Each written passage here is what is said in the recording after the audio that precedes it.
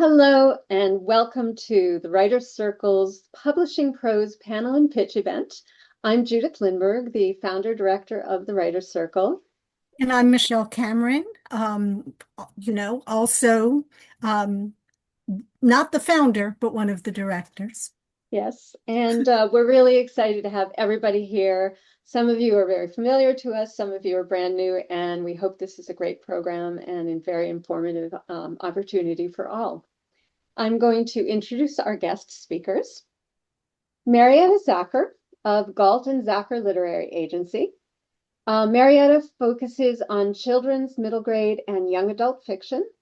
She loves to shine a spotlight on soulful, insightful, well-crafted literary or commercial projects aimed at any age group from young adults to the youngest of readers. Diana Ventimiglia, did I say that right?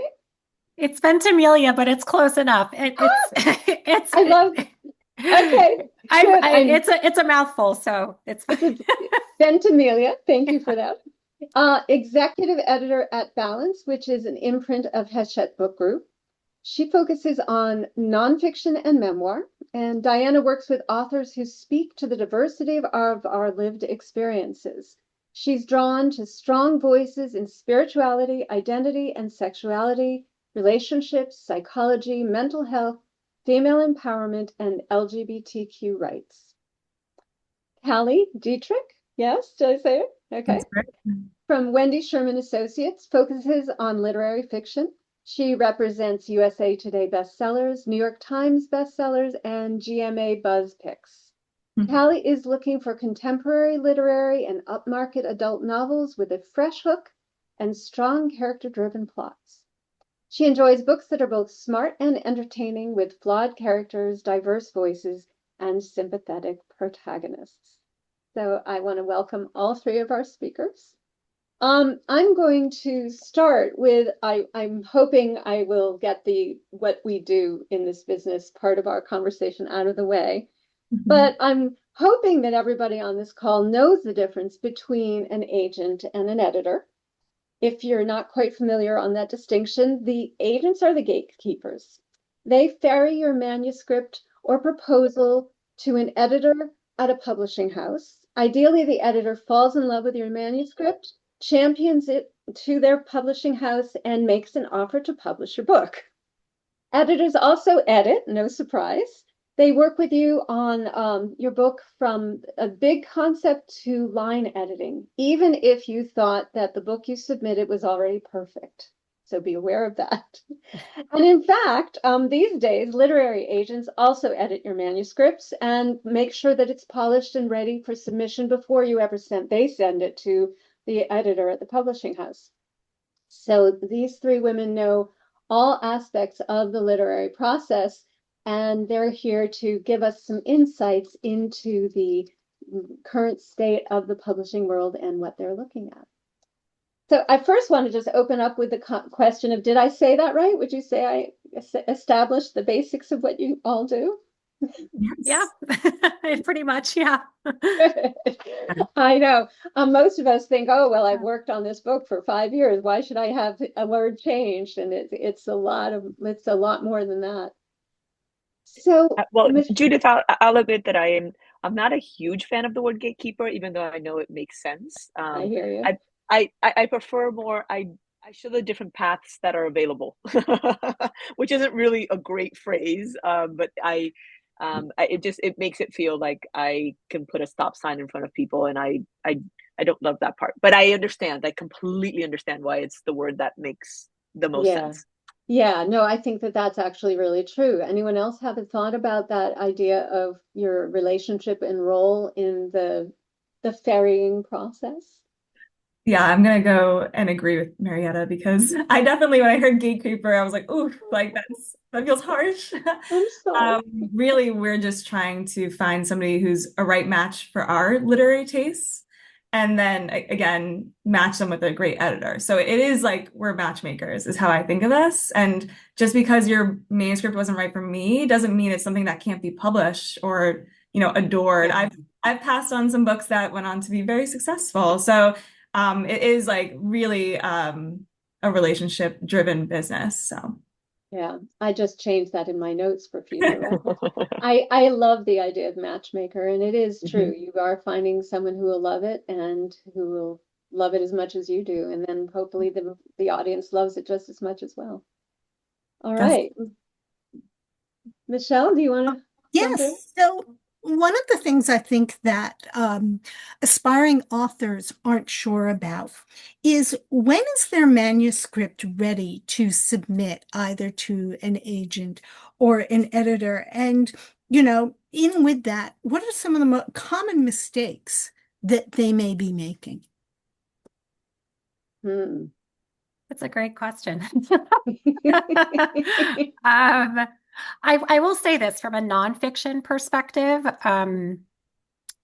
I think what aspiring authors don't realize is that when editors get a proposal in from an agent, oftentimes there are things that the editor might want to see differently, right? So I might get a proposal in and I'm like, ooh, oh, I wonder if they would, highlight some of these pieces a little more than these pieces. And so in terms of having a proposal ready enough, I think for me, I just need to clearly be able to see what the hook is of the book, why it's distinct, right? Why somebody would pick this book up over something else sitting right next to it on the shelf.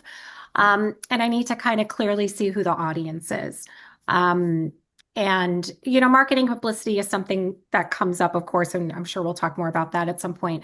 But as an editor, at least for me, when I'm reviewing projects, I don't need it to be perfect. I just need those things to be very clear to me, because if those are clear to me, then some of the things that I might want to see more of or less of, those are things I can have a conversation with you about.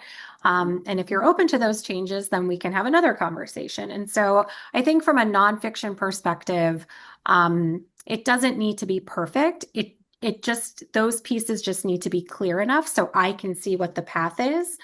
And then we can kind of have more conversations depending on what some of the other elements are. And so, yeah, it might be a little different for fiction, but hopefully that gives you some ease that it doesn't need to be 100% perfect. It really doesn't.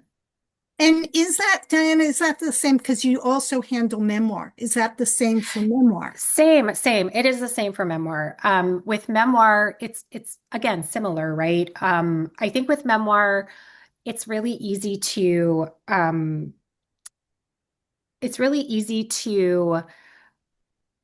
well, I guess let me say it a little differently. With memoir, I need to see again what's kind of different about it. Let's say you're writing a memoir about Lyme disease, right? There's a lot of memoirs about Lyme disease out there, but maybe there's not a memoir about the part of Lyme disease where you've been diagnosed, but now what do you do, right? Where's your mental health? Where is your physical health, right? Is there an emotional journey after you've been diagnosed? That might not be in the market right now. That might not be a version of the story that we've heard. And so similarly, it's kind of understanding what that piece is, that hook that would make me pick up this Lyme memoir over the other Lyme memoir. And the audience too, being clear on the audience. It's very similar. Interesting. Yeah, I would say even though nonfiction obviously has a different process with proposal, the hook is still so important for fiction, and having that down can really make a big difference in whether your book is ready to take on an agent. It's all so subjective, and that's the thing that I always want to emphasize is one agent could see that it, have a vision for it, another one not. So you could hire a developmental editor and they could have taken it in a whole different direction than I would have. So, will you ever be 100% certain that your book is ready to go out? Probably not. You probably could tinker with it forever for fiction.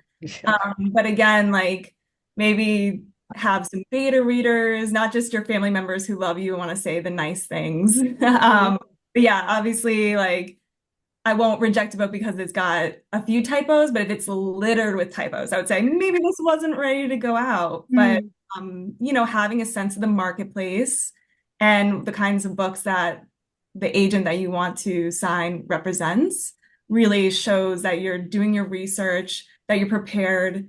But yeah, again, that hook, like, where do you fall? Like, don't just say, I'm the next F. Scott Fitzgerald. I'm like, that's delusional. You're probably not.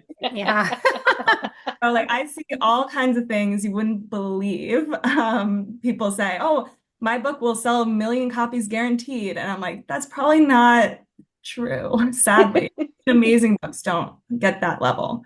So, just familiarizing yourself with, again, the industry as much as you can and who you're submitting to, will put you a step above a lot of the people who are writing to me in the slash.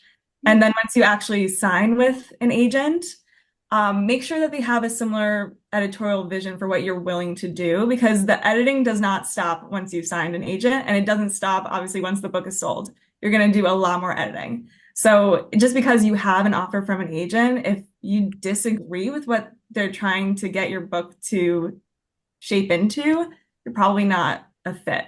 So, that's something that, like, I've learned as an agent as well. Like, there's been a lot of times where I'm like, oh, I love the writing. The writing's so good. And when we talk, like, we're not aligned in, like, what I think will sell in the marketplace versus what the writer is willing to do. And I know what I feel I can sell. And so, again, it is so subjective that it is, there's no crystal ball for this, is what I would say. But Yeah. And I'll only add the one thing that I want everyone to, what they said was absolutely perfect and spot on in my opinion. But I will also add that I'm also not your beta reader, right? So what I find, especially since we stopped submitting via postal mail, which I know was a long time ago now, but since we stopped submitting via postal mail, what I find is that a lot of people feel very comfortable with typing the end and saying, great, I'm done, and then they send. And that may not be the time. I think before, when you used to have to print it and spend money and time doing that, people would take a little bit more care in kind of polishing to the best of their ability. Agreed with Callie and agreed with Diana. Obviously, there will be sometimes a lot of editing, but having a good critique group, having some good beta readers, not your sibling or your aunt or any of that, somebody who actually can read it and give you good, strong opinions. All of that should take place before sending to an agent, because I fear there are many times that I read something and I said, oof, they needed another 6 months with this, or they needed some more time with it. So just something to keep in mind, to balance between going for perfection, which you're not going to have, nor should you go for, but also not sending it too early when I'm going to say, this isn't ready for me. So Yeah. Not the rough draft. Like, if you're in college writing your thesis, right? You're gonna review it one more time before you submit it to your professor. And so similarly, same thing. Yeah. Right. Yep. Hey, trust your teachers at the writer's circle. Listen to Judith. Yes. Like, she says it's ready, maybe it is ready. Yeah, trust me, that's what we hope for anyway. That's what we say. Absolutely do. So just as a quick follow-up on this, are there currently any no-nos in terms of what an author submits? Anything that they absolutely, aside from all those typos in the document, anything that says, no, you really should not have submitted this now? Oh.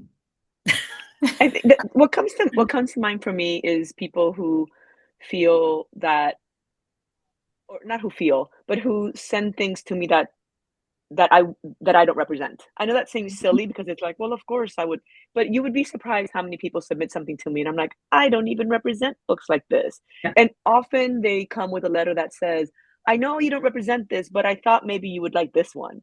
I may love to read that on the side as as an adult reader, but this is not what I do. So it seems silly, but I just be real mindful of what people are asking for, because if you give them what they're not asking for, it's probably going to be a no. Yeah. So I mean, that's what comes to mind for me. I completely agree with that. Like, I get stuff for middle grade. I don't represent middle grade. That's for Marietta. Like, so that happens all the time. So this is part of it. Obviously, I can filter that stuff out pretty quickly, but it's probably disheartening to feel like, oh, I never got an answer back, Right. Yeah. And And the other thing that comes to mind, I'm sorry, go ahead, Diana. Oh, no, you could go ahead. It's fine. It came to mind the other thing that I think is a no-no is when you're writing something that is not coming from an authentic place, which is a much bigger, longer conversation that we can spend hours talking about probably. But I fear that sometimes people look at situations or things and they're like, I want to write about that, or I feel like I can.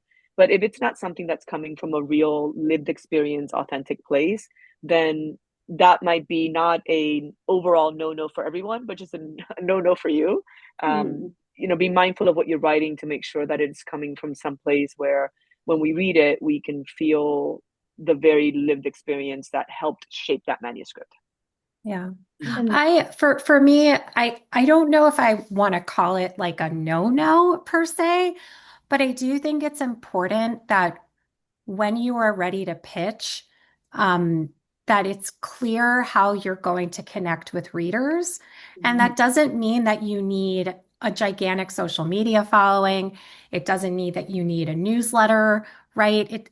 But with an editor, when we're reviewing projects, right, a large thing that we're looking for is how you're connecting. How are you going to connect with the reader of your book? And that can look very differently across the board. Like I said, I think a lot of people inherently think social media, that's something you need, but just because you have a big social media following does not mean that you're going to sell books. I have worked on enough where that has not happened.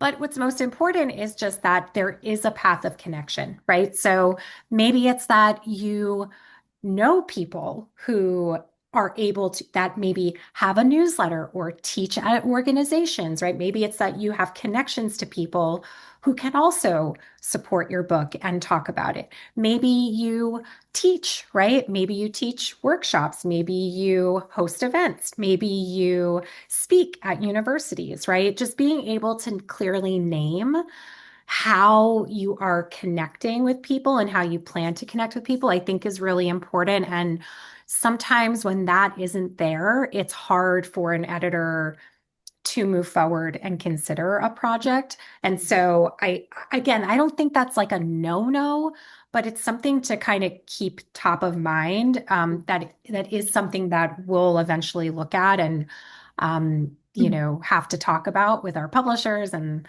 sales teams and everything. So I would just kind of think about that a little bit before you kind of put the pitch together. I would also just want to add that when it comes to the writing, this is a cliche for a reason, but if I'm seeing too much showing instead of telling, or like telling instead of showing, other way around,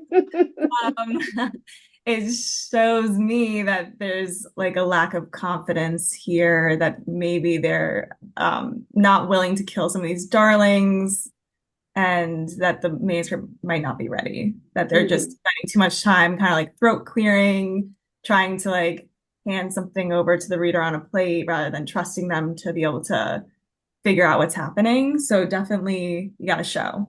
Yep. Good. That's great. That it's funny because I was just having this conversation in one of my classes this week about the showing versus telling and how much of the balance we need. And I'm kind of encouraged to hear that your comment is on where I was trying to push them. Yeah, some you might have to tell, but you don't. It's a balance. It is.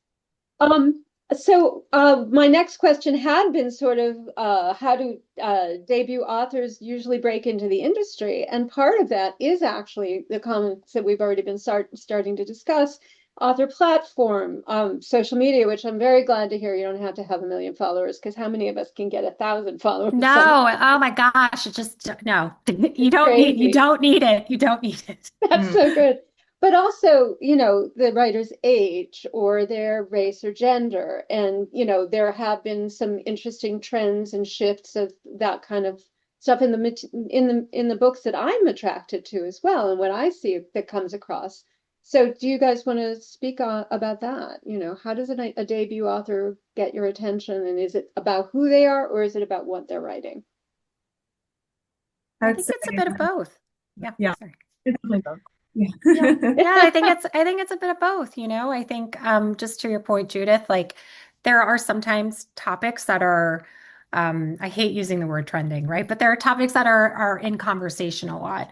And maybe we can see that those are going to continue to grow in the future. And so getting projects in that are aligned around that topic stands out and is really helpful. And I think again, sort of the ways that an author is able to connect with a readership is important. So it's a little bit of both, I think. I think it goes back to what Marietta had said earlier about, are you the right person to be telling this book? Because there is an authenticity that comes through. And that I find, like, often the books I'm most drawn to, it turns out it's like, often inspired by experiences that this person lived. And I think it really does ground things in a real way, which personally I'm very drawn. Not can't like, completely imagine an amazing book, Yeah. But personally for me, definitely that own voices movement Yeah. makes a lot of sense, definitely. Yeah, especially I think with memoir in particular, what really stands out for me is this is probably going to sound so terrible, and I'll explain it in a second, but Okay. I think it's right. Like just because something happened doesn't inherently make it interesting. And I'm saying this in the sense of what makes it interesting is the context. That's what makes it interesting, right? The feelings that came from it, right? The context is where the good juicy bits are. And so when I'm reading a memoir, being able to see that context clearly, not just sort of reading something that this is what happened. It's the feelings around what happened. It's the, reactiveness around what happened. That's the stuff that is exciting. And so that's what I kind of look for in memoir. Yeah. And I think for the younger set, right, from young adult all the way down, understanding that you need to make sure that when you're rereading the work that you wrote, that you're putting on your 14-year-old glasses or your 10-year-old glasses or your 5-year-old glasses. It needs to resonate with them, not with your aunt, not with your child, not with anybody else. Well, maybe your child a little bit, but they're going to like it no matter what. But it needs to resonate with the children for whom you're writing, and so it is about the writing. So I agree that it is a little bit of both, of course, just like Diana and Callie said.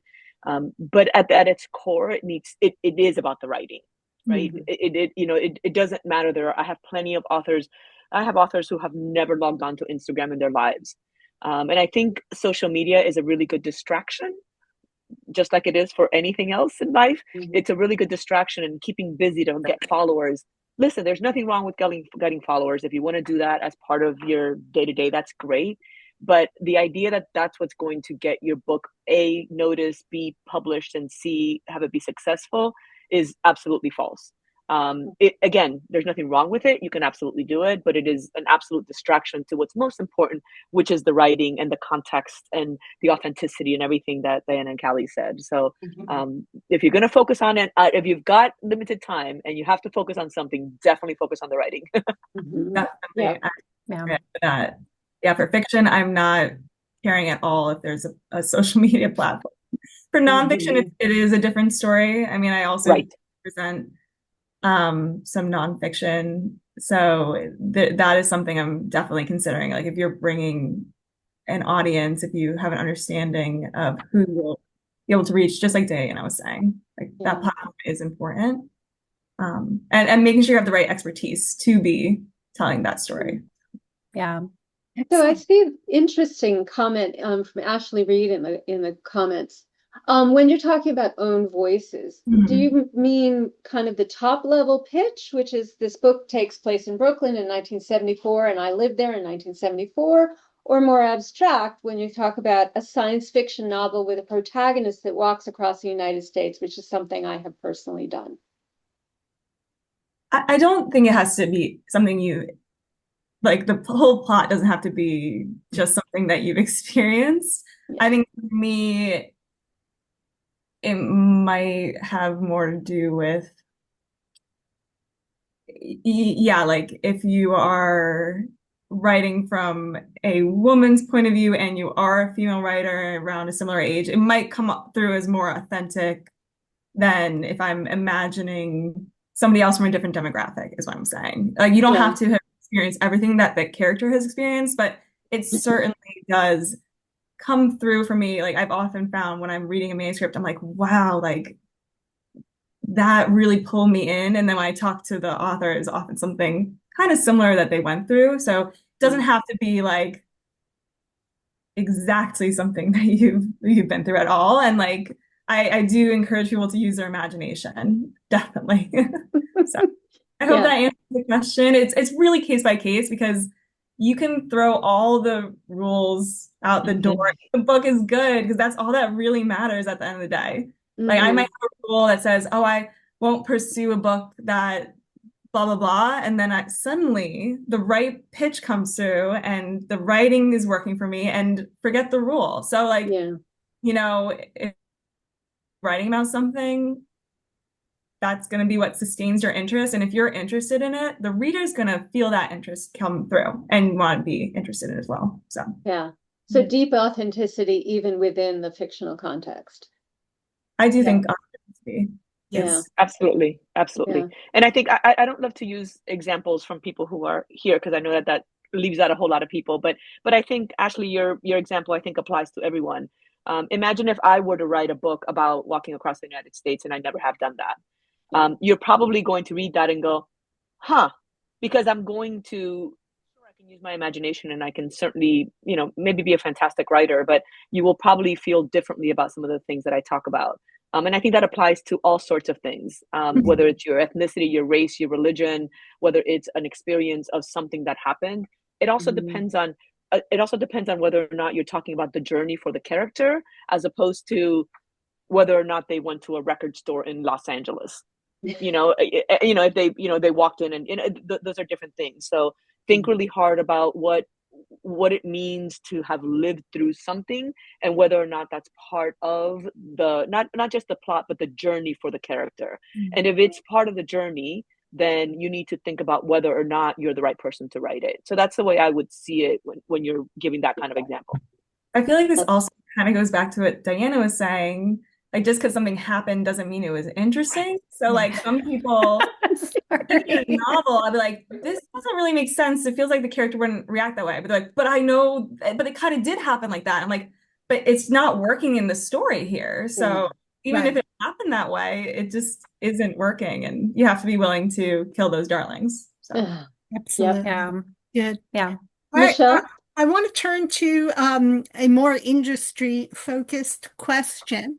So every aspiring author I know would love to be published by an imprint in the Big Five. These days, I know how much more difficult that is. So what are your thoughts about smaller presses and or even the whole idea of self-publishing? Okay, as somebody in a Big Five imprint, I might get scolded when I go to work tomorrow, but oh my gosh, you do not have to publish with a Big Five imprint. There are so many publishers out there that are incredible and wonderful, and there are best-selling books that have come from those presses. I just think you should explore everything. And I think hybrid publishing, self-publishing are incredible options.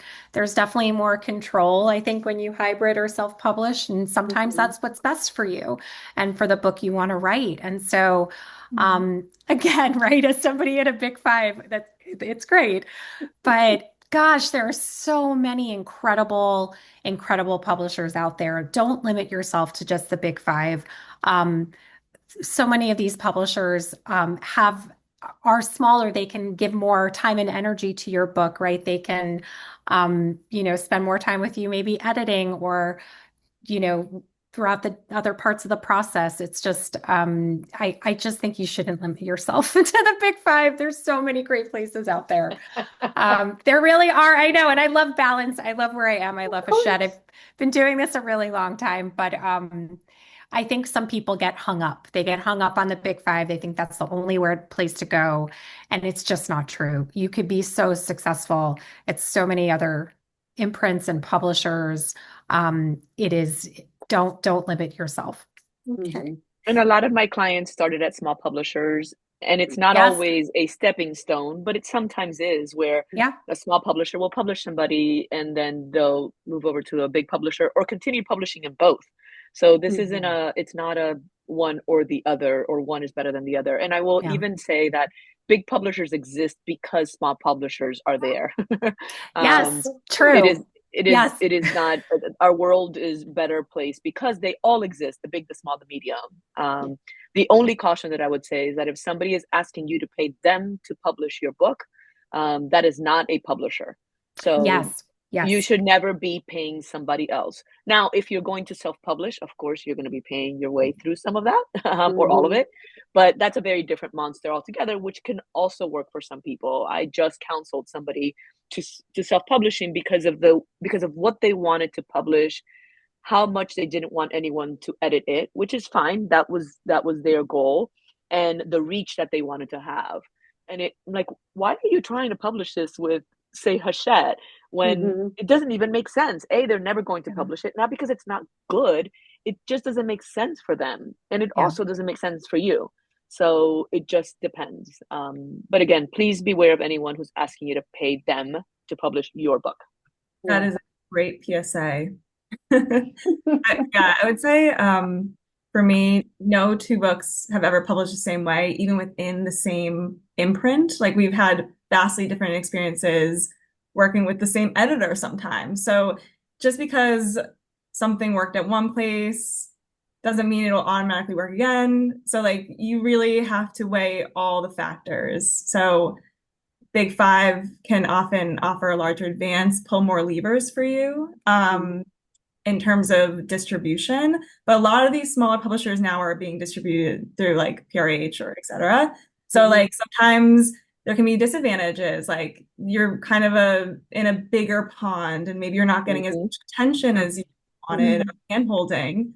But yeah, often I had worked at a indie publisher before being an agent, and it can be a smaller staff, and they they might not have as much time either. So you can have good experiences and bad experiences no matter which way you publish, I think.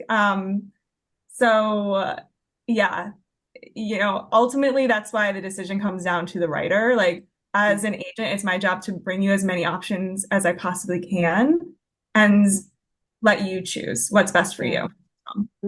I think, I think that it's important to name, because Callie, you kind of just touched on it, that you all have agency here. Like, this is just about the fit for you as it is for agents or editors or publishers.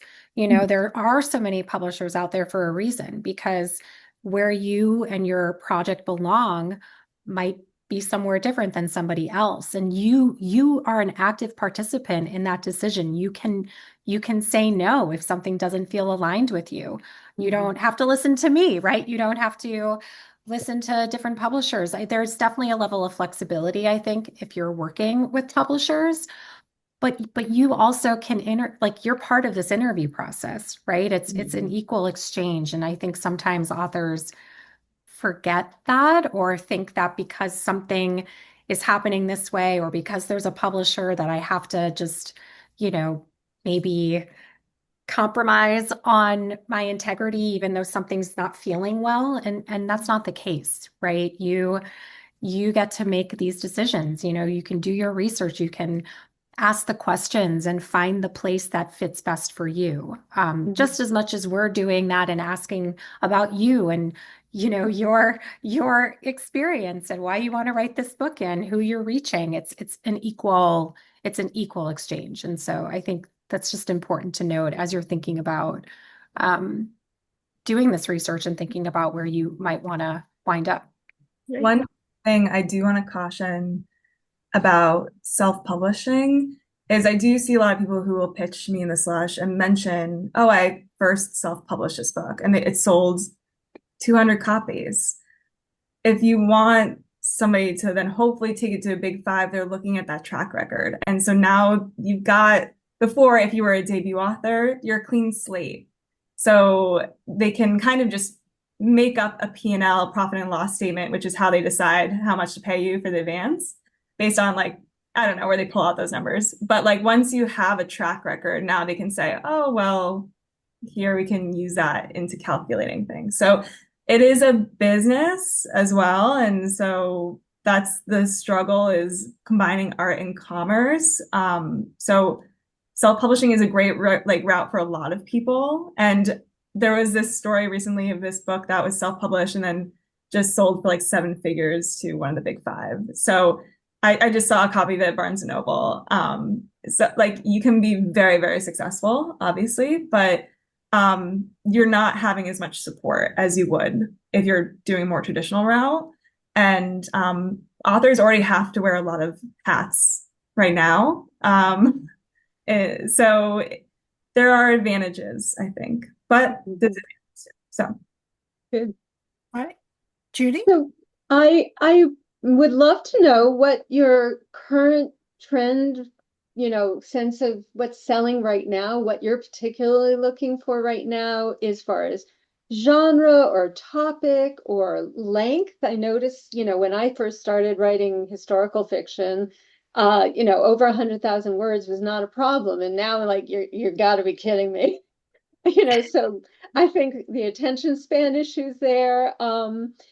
And along with what you're kind of seeing as popular, what's kind of phasing out, and whether or not writers should write to the trends or just not write to those trends. Anyone? Please don't write to the trend. Sorry, I'm going to jump in. Please do. I'm saying, if I tell you that everyone is writing about horses, and you start writing about a horse, by the time you finish writing it, that trend is gone. And anything that's trendy now was sold 2 years ago, thereabouts, or a year ago, or a year and a half ago. So just be really mindful. I know it's a really fun conversation to have, and it's a little bit like Instagram or any of those things. It's a lot of noise, in my opinion. It is a thing to talk about because we all want to be in this business. I mean, assuming that we're all in this conversation right now because we want to be in this business, it is just an interesting thing to discuss. I just have a really hard time with people who want to just catch that trend. Again, I think it's a fun conversation and it's interesting, but I don't think it does writers a lot of good. That's my opinion. Please feel free to disagree, Callie and Diana. I just have a hard time with it. I could not have said it better myself, because I was about to say, do not write to a trend. It's like, again, it is like we work in years. Like it's going to be 2 years before your book publishes and the trend is gone already. And so unless, again, you have that crystal ball, like it's just write what's compelling to you. And I always say maybe the thing you write about will be the trend. That's all I can think of. And it's not that you're shooting for that, right? Because that's a silly thing to shoot for as well. But you would be surprised. I do have clients who did start trends. I mean, so write what you want to write, exactly what Callie said. Create that trend. Yeah. And just be specific about your hook. Like that's really what's going to help differentiate it, right? Because there's a gazillion parenting books on the market, right? Mm-hmm. I think that means that there's a need for them, but it also means it's crowded. And so if you're writing a parenting book, to Callie and Marietta's point, don't write to the trend, but tell me how it's distinct. Tell me how this book and what you're writing is distinct from the others on the shelves. Like I know I've said it like so many times already, right? But if your book and another book are sitting on the shelf, why am I going to pick up yours over this one? Mm-hmm. I think as long as you focus on that, you don't have to worry about trends, because they leave. Mm-hmm. And then they come back and then they swing back. And so Mm-hmm. just write to what you want to write, but get very clear on what makes it distinct. Mm-hmm.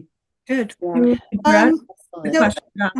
I think there was a question about book length that we didn't talk about. Yeah. Talk to that. So for me, like a novel is minimum 60,000 words. But there's definitely, as someone pointed out, like an attention span thing. So I think you can tell the story you want to tell in the correct amount of pages. Not a lot of fluff is what I'd say. You don't have room for fluff because as soon as at least an editor is able to put that book down and walk away, they might not be making an offer. Like I've had, you learn the hard way. You're like, well, but it gets so good in the second half. Like you didn't get there. Like, it's like you have to be able to grab the attention immediately and not let go. Mhm. So that is what I would say. Like you can tell the story in the number of pages you want, but like don't have fluff. So Yeah. For nonfiction, I would say I think you really don't want to go above like 75,000 words, 80,000 words, like max. Wow. We don't encourage it. And that's one, because of attention span. But what most people don't realize is that the higher your word count, the higher the page count. And the higher the page count, the higher the price. So now we have to Mhm. increase the price. And now your book isn't competing with the other books in the market that are lower priced. And so, word length, page count is a direct correlation to price point. And so definitely with nonfiction, I'd say 80,000, especially because some books can include indexes. That's something that we do with a lot of our books. And that kind of tacks on some length. And so if I ever get 100,000 word manuscript in, I immediately am like, you have to cut 20,000 words. So this is something to keep in mind. Yeah. yeah, I would say definitely once it starts get too long, it's like you maybe need to be a little more, you know. Red pen, red pen. Yeah, you can write another book. You can write another book, right? You can always write more books. This did remind me, like one red flag no when people pitch me is if they are trying to pitch me multiple books at the same time. I'm like, focus on one project. Like, this is already starting to feel like way overwhelming in the amount of like pages that you're trying to push on somebody. It seems like you're indecisive, maybe. And so I would say, like, I've seen some books where it's like, I'm writing the history of the entire universe, which that's not even me making up a pitch. Like that came in once and it was like literally 1,000 pages long. And it was like, wow, that's not going to be right for me. Yeah. Watch, like now that I've said this, will publish and become a bestseller or something. So there's always, something that proves to be an exception. But yeah, I would say it shows that you're kind of understanding the industry if you're falling into a certain range. Mhm. So, no, that's Very helpful. very helpful as I Mm. struggle with my now 115,000 word We were talking historical, about this. trying to get it down. So Michelle and Judith, I don't want to take too long, but I'll just say that in the children's book space and the YA space, it absolutely same deal as far as word count. Those have gotten lower, and it absolutely attention span. But as much as we all want to forget, let's not forget that children lost years of schooling, and so it has made it more difficult to catch up the kids who, quite frankly, aren't caught up yet. And that's just a very realistic, a very real and sad but real effect of the pandemic, that where kids were not, teachers tried and they were amazing and they should get gold stars, but in the end kids did lose years of schooling. So that has some effect on the word counts, or has had some effect on the word counts. And so we are also looking at, let's not make it too big kind of thing for right now, and that will change again, I think, but for now that's what's going on. Yeah, that's a really excellent point. Yeah. All right. So, something else, and actually we got a question from Lee on the same thing. It was our last question on our list, Lee. How is AI affecting publishing? And, what are you seeing? What are the opportunities? What are the problems? Are you seeing an uptick in submissions? What's going on there? I could spend like an hour talking about AI probably. I personally am very anti AI and combining it with the arts. Like to me, the ability to write a book should not be dependent on somebody using AI. Like I've seen people who send me pitches like, I co-wrote this with AI, it's us in conversation. That is an automatic pass for me. Like I need writers who can understand how to write and not rely on ChatGPT. Um, am I being like, maybe I'll get like left behind because of this attitude, but I think like personally, I don't think AI has anything interesting to say that a person can't say better and with more meaning. So I'm really not in favor of it. And yeah, I think it's harming society in so many ways that I can enumerate on, but that's I have a pretty hard stance on AI. If Yeah, writing a same. novel. So Same. Yeah. I think well, one, I think that it's very obvious when you get something that's written with AI. At least for me, even the most cleanest kind of proposal or pitch, is you can still tell there is a lack of like authenticity about it. That's the only way I can just like describe it. We, at least at Hachette, there are some other publishers that are incorporating AI use. We do not use AI at Hachette. Um, that might change at some point, but right now we don't. Where I have seen AI be helpful is when I've worked with authors who are collecting research for their nonfiction book. Maybe they're writing a book about, you know, let's say it's IFS, right? I think that Chat GPT has helped them find specific research, has helped them find specific articles, citations, things that they can like that will benefit.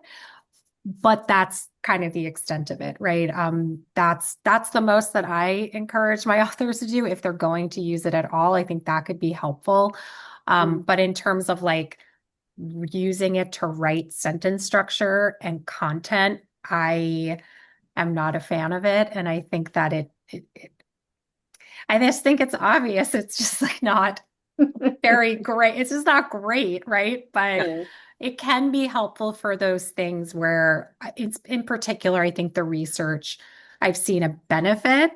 Um, but that's not replacing you writing the actual content and context of the book. I've seen a lot of harm already from the AI, obviously with the whole um libgen and the Anthropic case, like Mhm. that's copyright infringement. To me, it's like amazing that this is what's going on right now. But I have a memoir that actually just published like a month ago. It's called Gathered. Really fantastic. And it is about foraging. And so one thing we've noticed is there's a lot of really bad AI written foraging books out there. Yes. And that is actually dangerous because, Mhm. frankly, AI hallucinates and it makes things up. And Yeah. like, if you're going to eat a mushroom, you want it's the information to come from somebody who would actually know whether it could kill them or not, because AI is just, obviously not really alive. So there's a lot of content Yeah. that is just push and put on like Amazon. There's not enough warning about it being written by AI. And it's like, Mhm. it's like literally, again, with this author, there was like some kind of biography about her that was written by AI that was just making things up about her life. And it's like Mhm. usually pretty obvious right now. And I think I've seen some children's books that are like clearly written by AI on Amazon. And to me, like you're already competing with so many books, like more and more books getting published every year. And now there's all this AI slop. And like it just like makes me so mad. But it's just unfortunately like dystopian reality that we live in now. So Yeah. Yeah. And what I you're was saying, yeah, go ahead, Marietta.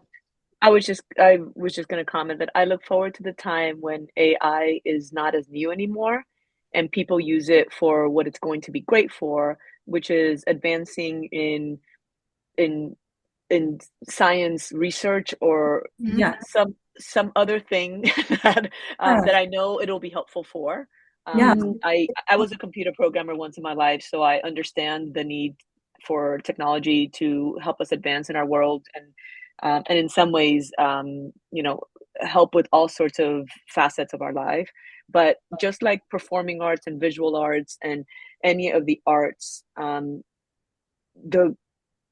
the beauty of the art in part comes from the struggle of writing, the struggle of learning how to jeter, the struggle of learning how to write, to how to play just the right note.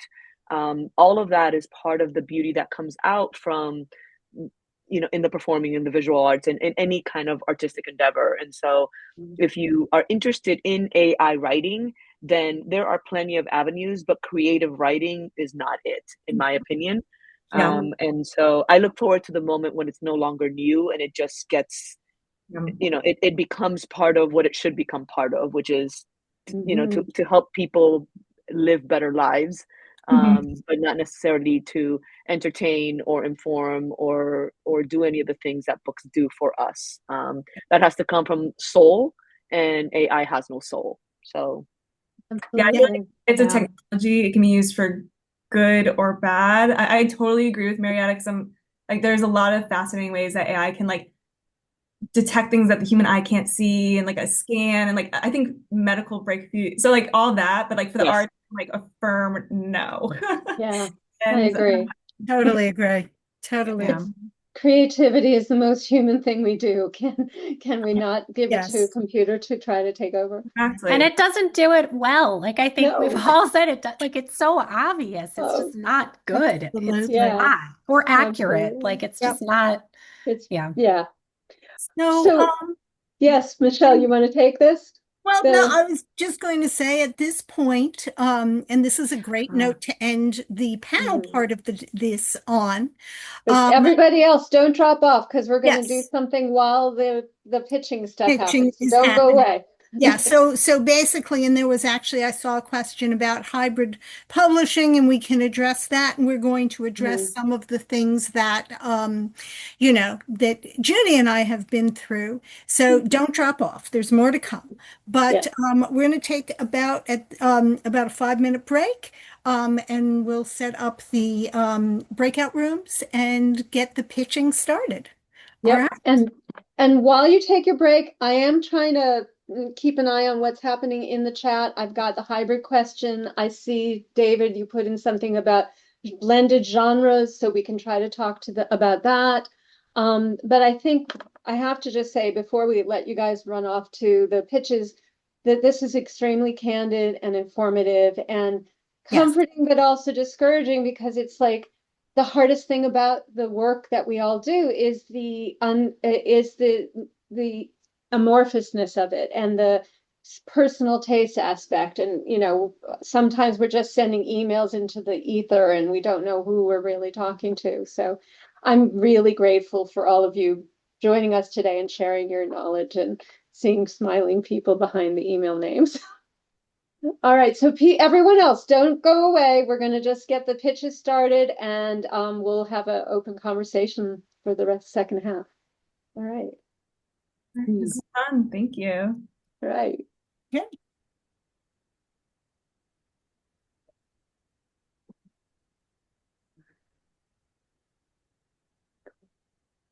All right, I'm hanging out. And I'm getting the first folks in. Okay.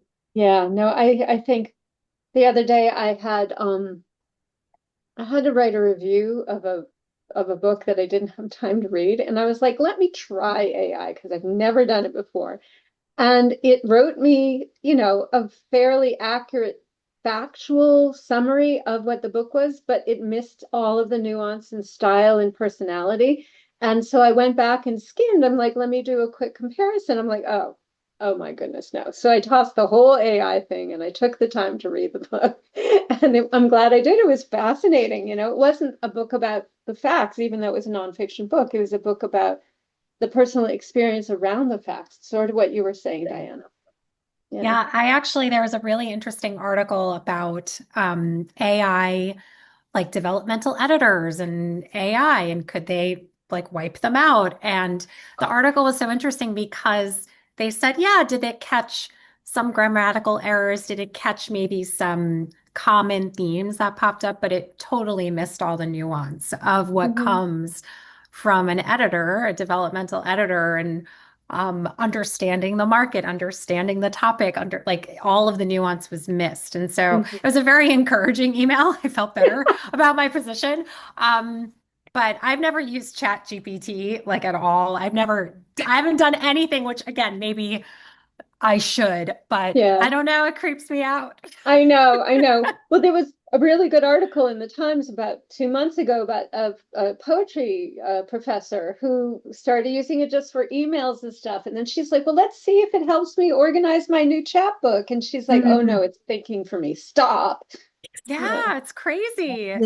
All gray matter is like actually shrinking. Yes, it really is. It's true. Yeah. Ladies, I'm going to put you in the rooms, and I've got your first people assigned. So come back at the end if you wouldn't mind, so we can, wrap up at the end. Absolutely. Okay. All right.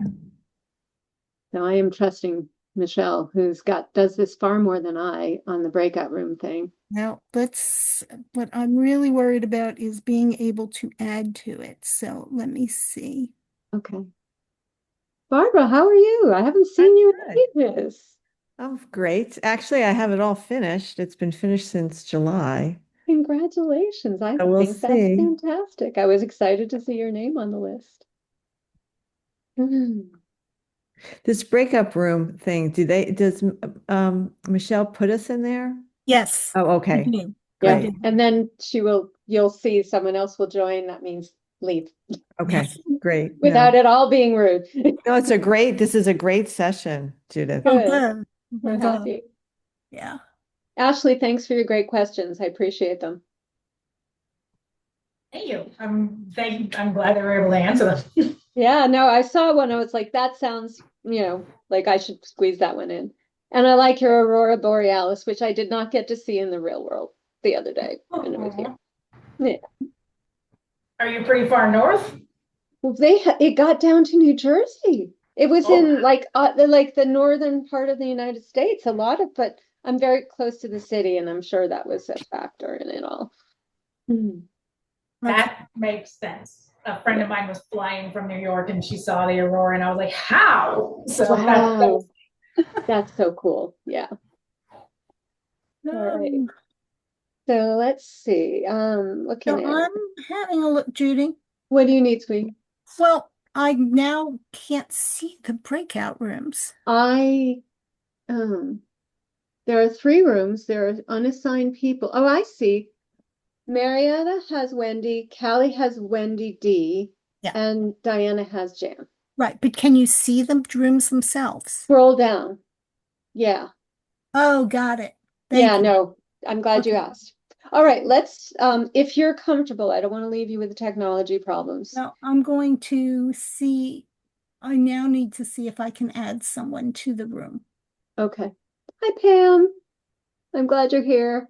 Okay, so while Michelle deals with technology, which I will help her as best I can in the meantime, I would love to answer any questions that you guys have. And I want to start, I think, with hybrid publishing, which Michelle's actually much more well equipped to deal with than I, because she's actually done it.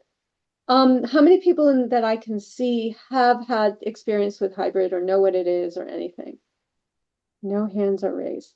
Okay, so hybrid publishing is sort of, it's self-publishing, but it is with a professional organization that often curates their list very specifically. So for example, I know Michelle, and Michelle, you can totally talk me wrong if I speak wrongly.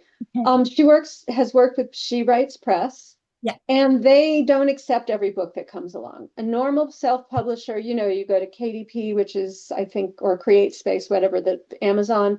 And I have like 11-year-olds who've self-published. They just go on there and they put their file up, and I'm like, please don't do that. So self-publishing, literally anybody can put anything up there, and it's flooding the market, and I don't advise it. Hybrid publishing is working with a professional organization that provides services including editing, interior and exterior cover design, often distribution, often marketing, all of the aspects that you would get with a traditional publisher. The key is that you fund it. Your publisher does not fund it. And it is a more curated approach. It's not inexpensive. It's very expensive, folks. Yeah. And Michelle, you want to speak now? I think you're ready to focus, and I I didn't can want to bother focus. you. Yeah, no, I finally figured out how to do this. So, Okay, good. yeah, no, hybrid, it can be a wonderful experience. The publisher that I worked with, She Writes Press, does a brilliant job both in the production values of the novels as well as the distribution.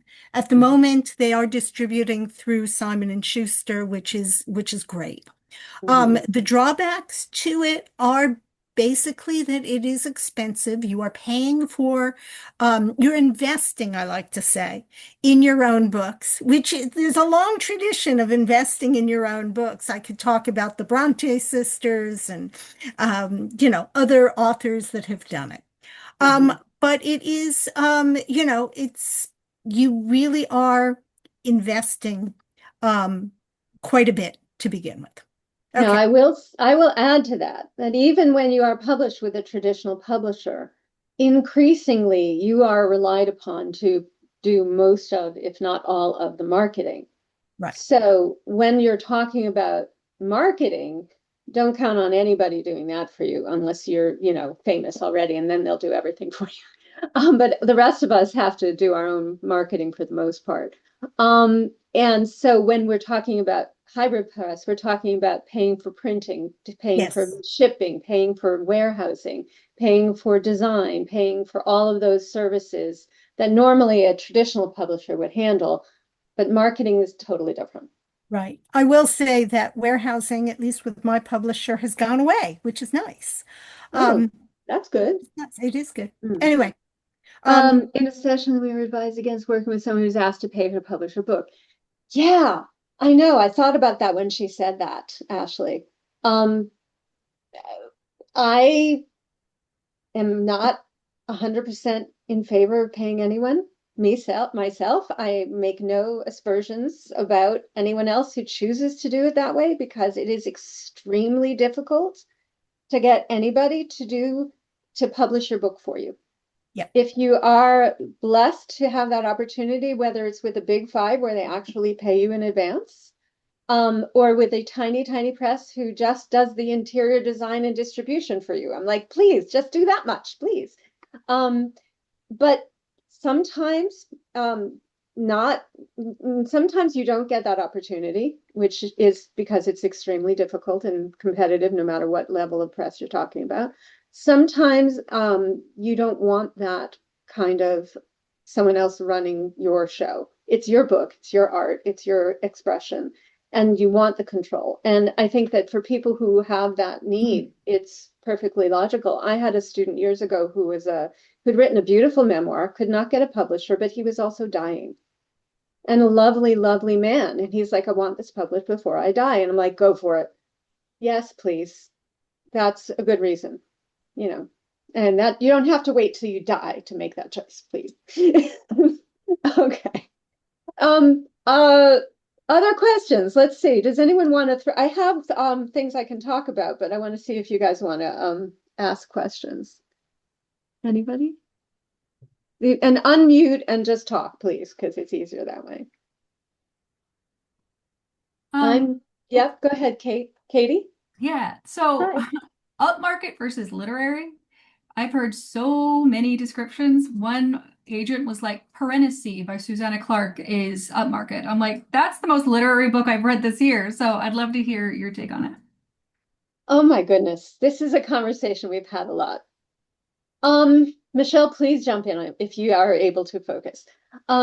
Literary, I think, is, along with having rich characters and a narrative that engages, is language. It's about how the language is formed and how it doesn't have to be flowery or rich. I'm not saying that, but that language is a big driver. It's not just telling a story or showing a story. It's actually doing it in an artful and thoughtful linguistic way. Upmarket is just a notch below. If you want to talk about, highfalutin, highbrow, lowbrow, it still can have rich language, but it is much more character driven, over and above language. Upmarket is often compared with book club books, which means there's, usually very topical aspects to the plot or the characters that would make a great, chat with your friends over a glass of wine and cheese, they're kind of the same, but I think it's a very ambiguous difference. Anyone have a disagreement or an opinion about this? It's a really tricky question. Michelle's not even saying anything because I know you're dealing with your things. That's okay. Oh, somebody just popped off. I don't know what happened. Okay. Oh, that's Lily. I brought her in. Anyone else have questions about that? Knowing what your book's category is. And that's a hard one because I think what they said about it's a business is hugely difficult to absorb. Publishers, most of them, there are some nonprofits, but publishers are business people. They want to sell books. And you may have the most gorgeous, literary, artistic, you slaved over it for 20 years, and they're like, nobody's going to want to read that. And that is their opinion. And they may be right or they may be wrong. And often books that are, not published till people are long gone, and then suddenly they become this big thing, well, that's unfortunate for the poor writer, but it's a very difficult market to predict. And even though I loved what they said about trends, and I agree with not writing to trends, there are trends. And if you just hit the right moment that you happen to work on the novel or the manuscript and you just hit it right, it can become a big thing. And it 2 years later, it might not. And that's got nothing to do with the quality of the work or the content even of the work. So one of the things that I have on my list to talk about is when is a good time to look for an agent. So everybody, you don't need a literary agent to self-publish, needless to say. You just have to go and do it. You don't need an agent to do a hybrid publisher. Not generally. Not generally. And there are also small presses where Exactly. you need a publisher. An agent. You do, yeah. There are some that accept unagented submissions. But if you want to be published by a big five, which is HarperCollins, Penguin Random House, Hachette, Simon and Schuster's part of one of those. I can't remember. Anyway, no, there are Simon and Schuster is its Simon own. Schuster, and then what's the fifth one that I've left Right. out? HarperCollins. I already said that. Macmillan, I guess. Macmillan. Thank you. Yeah. I Thank should you. know Macmillan. My son works for them. Yes. So those are the big five. And if you want to publish with them, you absolutely have to have an agent or your son has to work there. But even that doesn't work. No, that doesn't help me at all. It doesn't help in the slightest. Some of the better known smaller presses like Algonquin, Tin House, some of those presses also need agents because they get inundated with material. One of the questions I didn't have time to ask our panel was how many submissions do you get a week? But I know it's often in the thousands every week. So if those of you who are writing fiction, you must finish the book. You cannot submit a few chapters and an idea. Part of that is because many of us have great ideas, but executing the work of a novel or any kind of fiction is a unique craft, unique to each of us and our voices.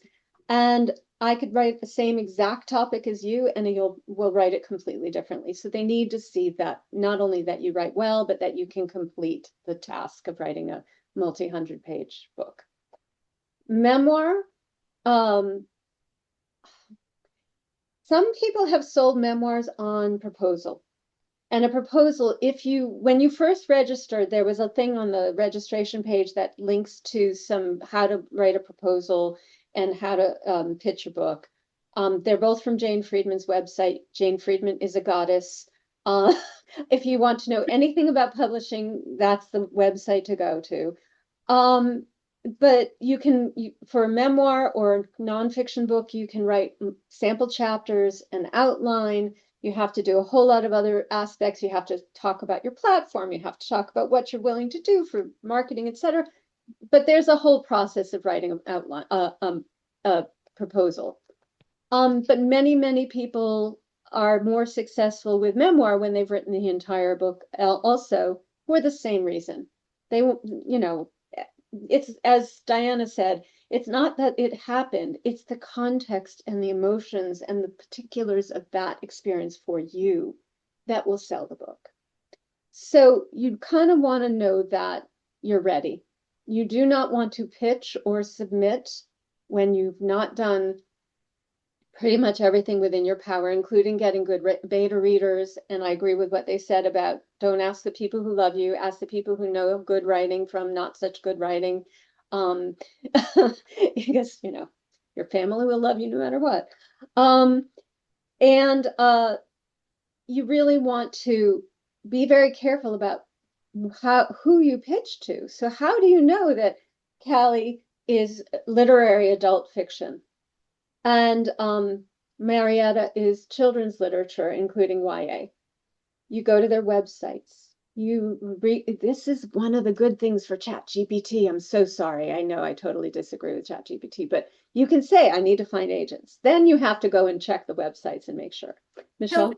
So another way to do this, and this is what I advise a lot of my aspiring novelists, is head over to a bookstore. Go to the shelf where you think your book is going to fit. Take out a few of those books. Go to the end with the acknowledgments and see who they thank in terms of who was their agent, who was their editor. And that often is a great way because most bookstores really stock contemporary books. Mm-hmm. And you really want, your agent to sort of be in that field. Mm-hmm. And make a list. It's not going to happen with unless you're Judith Lindbergh, it's not going to happen. Only once, only the first time. It's not going to happen with the first agent that you pitch. And the rest of us know it's like 15 later, 100. Oh God, 100 later. Oh my God. Yeah, it's the other thing to know, especially if you come from the business world, literature and publishing takes forever. You will send out a pitch and you'll hear from them a year later, if you're lucky to hear from them at all. Okay. So just be ready for that. I see a question that is in the thing about traditional publishing and who does the marketing. So let me tell you the story of my first novel without going into too much gory detail. I did get an agent and an editor within 3 weeks of sending out my first query for my first novel. And it was amazing. And I was 9 months pregnant. It was crazy. But because it happened so fast and they actually gave me a pretty remarkable amount of money as an advance, they did a lot for me. Now, they sent me on a tour and they did promotions and they booked me on radio shows and all this crazy stuff. Despite all of that, my book did not hit, it hit number 50 on the bestseller list, on the extended list for a day. Okay. But that was almost 20 years ago. These days, unless you already are a well-known household name, author, or celebrity, the marketing team might do a little bit of sort of in industry promotion. They might put out a few placements in key websites like Electric Lit or LitHub or some of the places where real readers go. And if you're lucky, that's actually a lot. Most of the time, authors do their own marketing.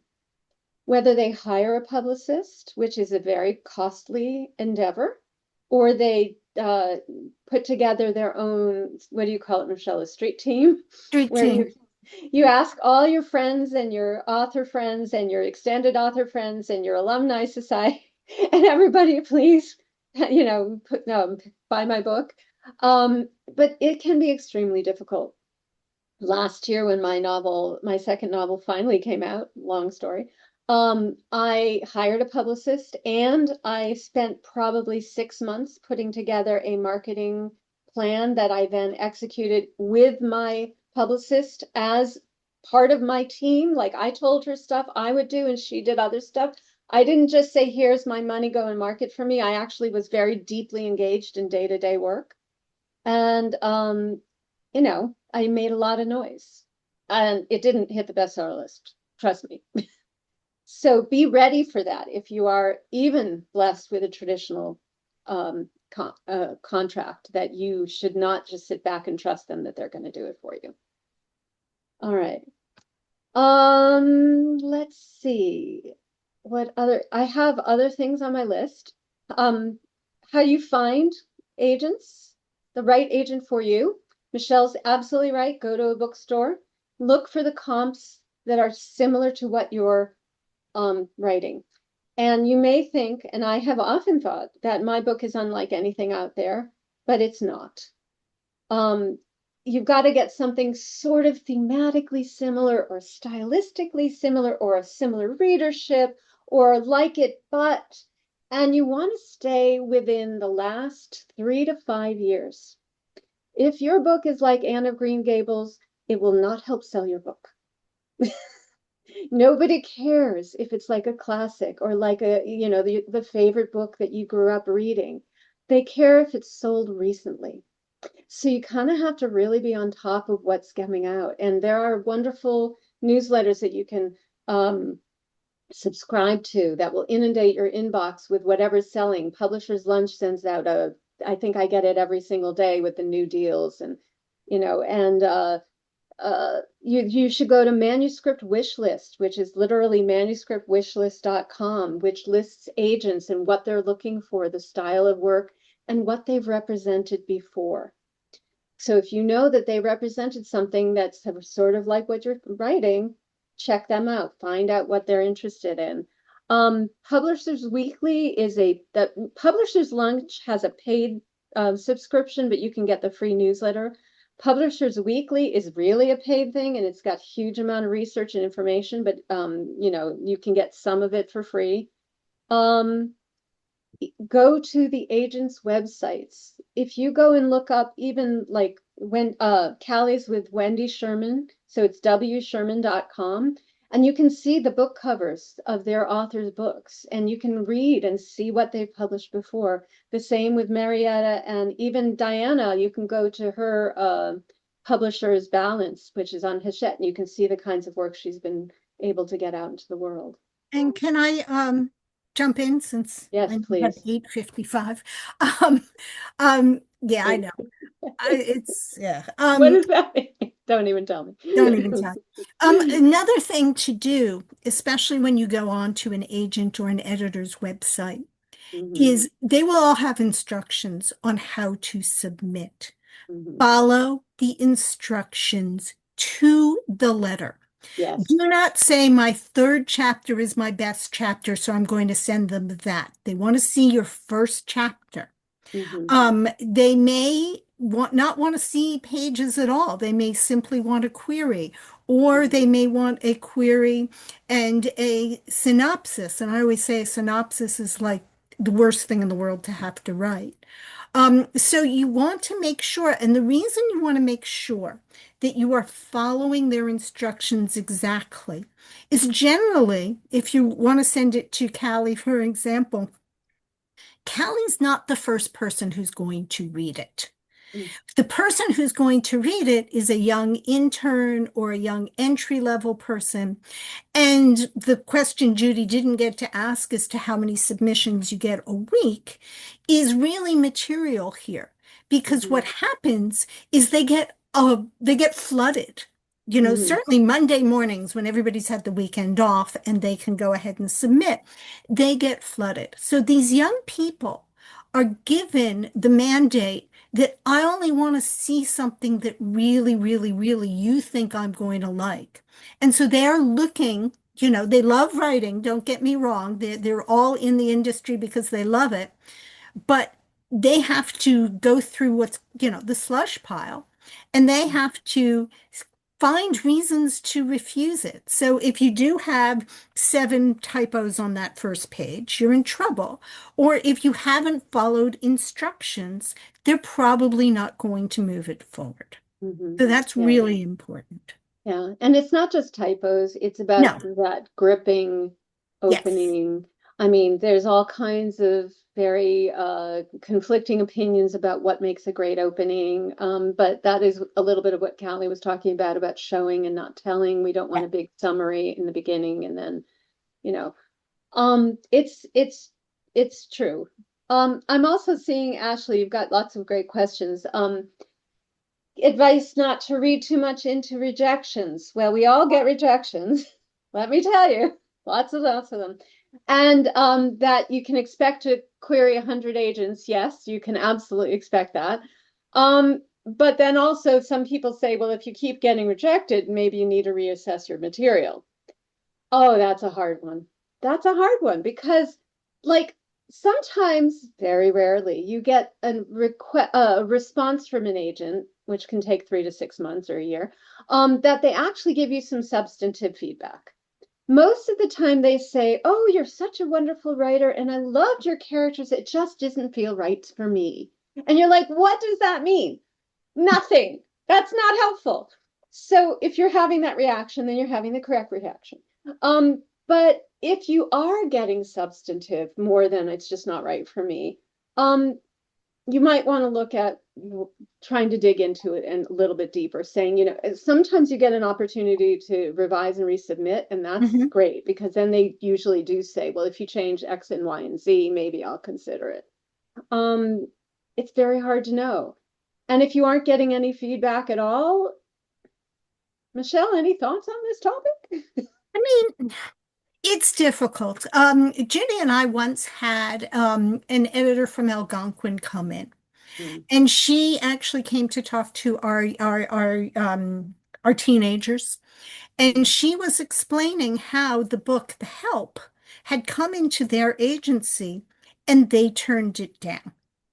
And we're like, did you lose sleep over this? This was a gigantic bestseller. And she says, you know what? If we had handled it, it wouldn't be the book it became. So a big part of this is exactly as was said earlier. It's not just submitting and hoping someone picks it up. It's submitting and hoping you find the right person to really usher this love child of yours through the process. And that can be, challenging. But there are a lot of people out there. And as I said, a lot of opportunities of the way to publish. So, and I forget, J.K. Rowling is a good, she got rejected 100 times. Maybe it's not 100, I don't know, but a lot of times. A lot of people who've hit it big have not hit it big right out of the gate. Exactly. Yeah. And Dawn, I'm seeing your question. Michelle will put you into the room in like 2 minutes. So let me also, just going back to my notes here, follow the instructions on the website exactly. Research carefully. Do not just scattershot any agent because you're just wasting your time and theirs.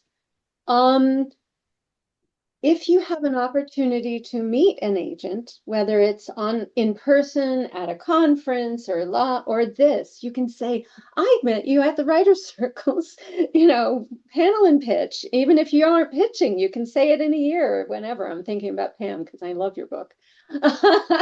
And just say, it's where I met you, and you want to have a personal connection wherever you can. I mean, you can only do so much.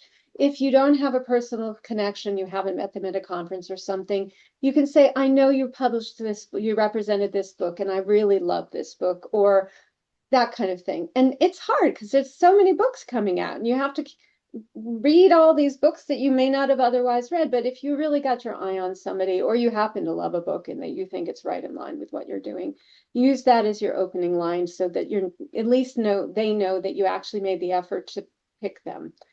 The other thing is writing your query letter, and here I'm going to do a little advertising.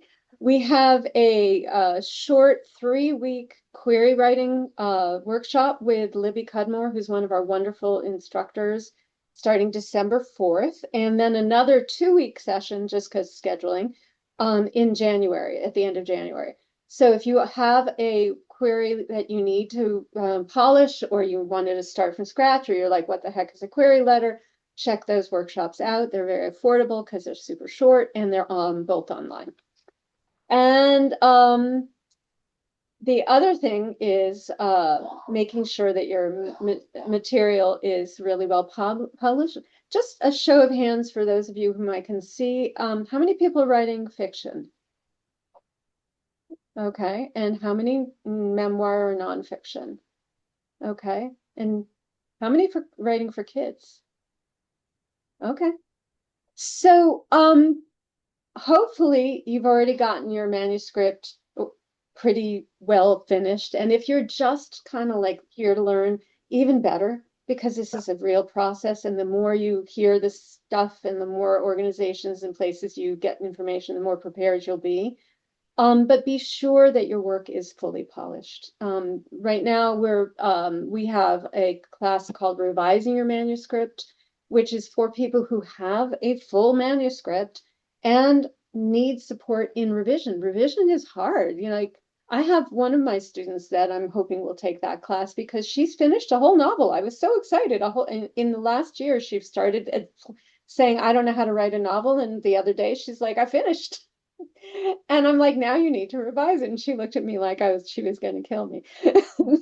So make sure if it's not through a workshop, we are offering that you find good, solid support. Writers Circle has our own critique groups and so on and so forth. You find other writers who know this process, who have high standards, and get a thick skin, because we need to know when we're told by people who mean us well that it's not quite ready yet, and this is why, that you're ready to take that feedback and that you are open to ways to expand and deepen and improve.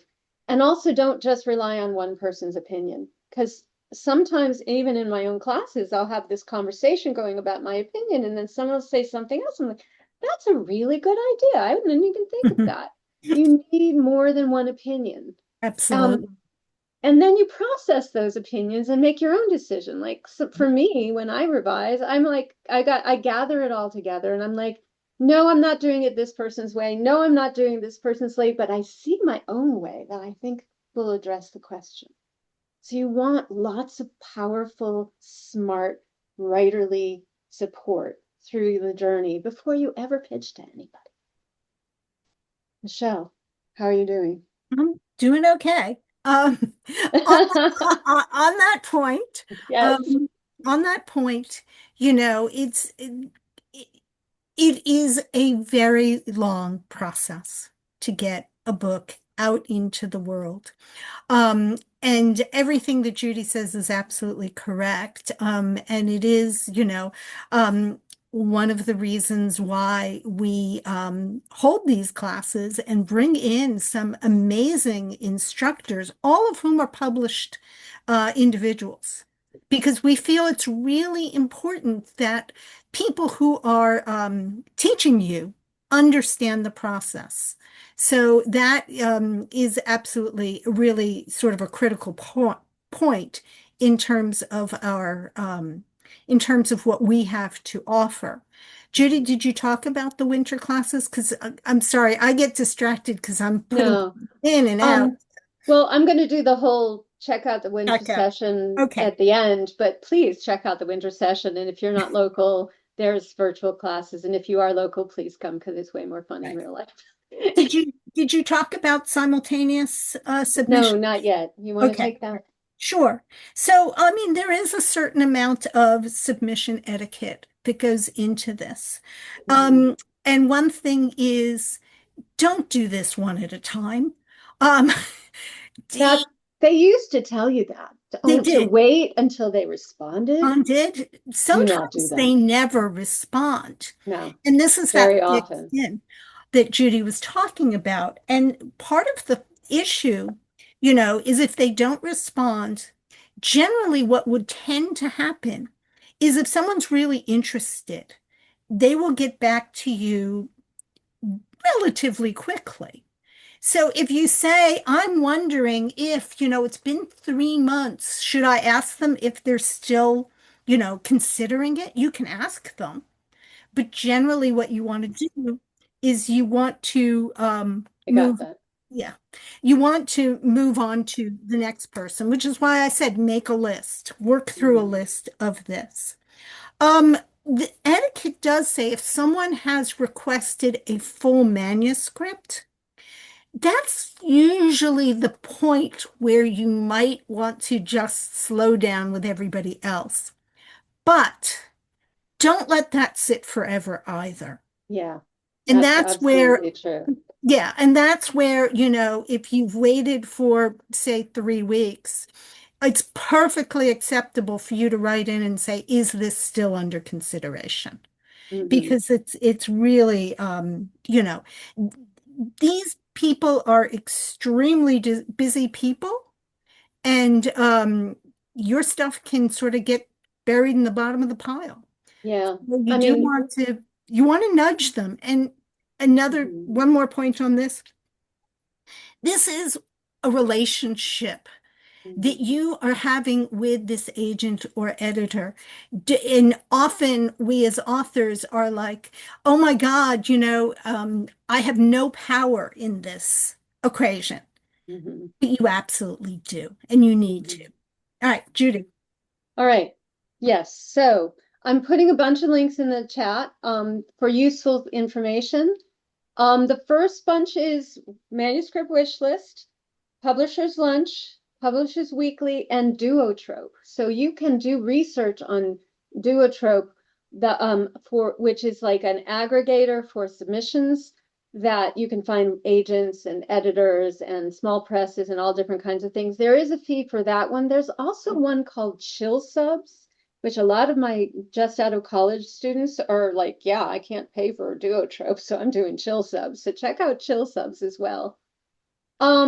The query classes, I gave you some links to that, which are happening in December and in January. I also gave you a link to the Revising Your Manuscript with Vanessa D'Souza.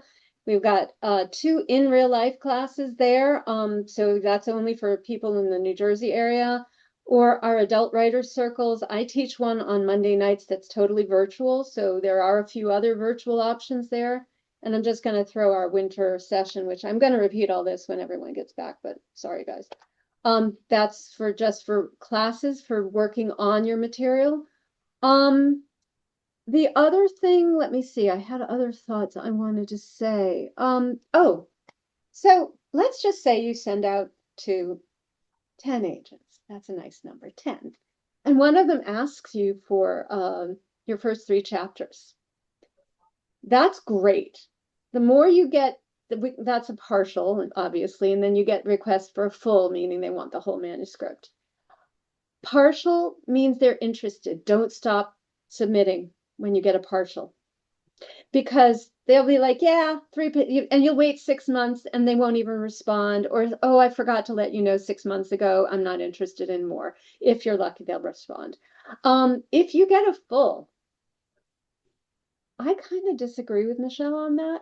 I'm like, still submit, because I've had more fulls on, I have a novel that I wrote like 5 years ago, and I've kind of given up on it already. But I have had more fulls than I can tell you, and I still haven't gotten it picked up. I don't know why. They haven't told me why. So I would say the best thing to do is put yourself on a schedule.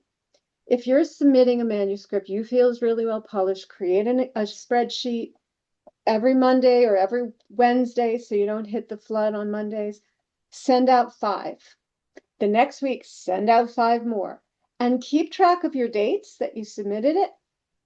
If you don't hear back in 3 months, and sometimes their submission forms will tell you how long it usually takes for them to respond, whatever it is, note that.